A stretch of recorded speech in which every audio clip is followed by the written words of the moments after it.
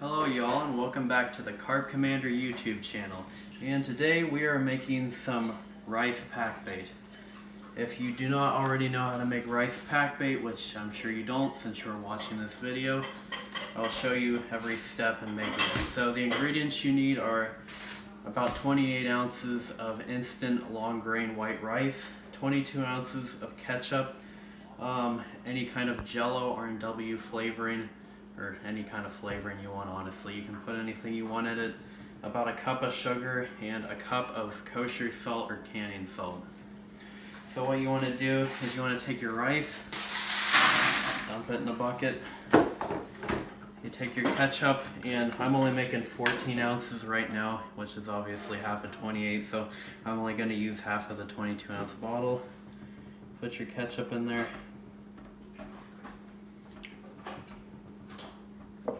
I usually start with a little bit and slowly add more.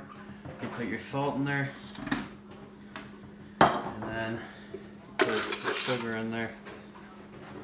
Sometimes when you use like jello, you don't have to add sugar. Some carp prefer plainer baits, and you don't have to use flavoring at all. Just put ketchup in there. And then I'm using lime jello for this. You just put your jello right in there. I usually use a family size packet. And then you just mix it up.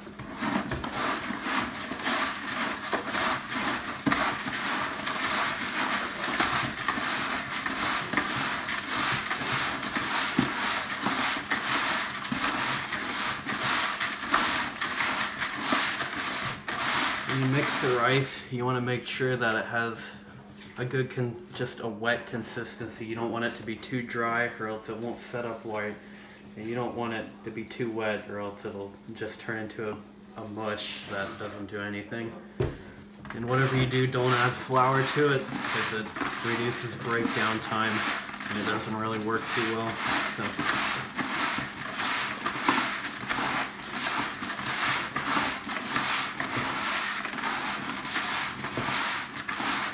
just mixed up good.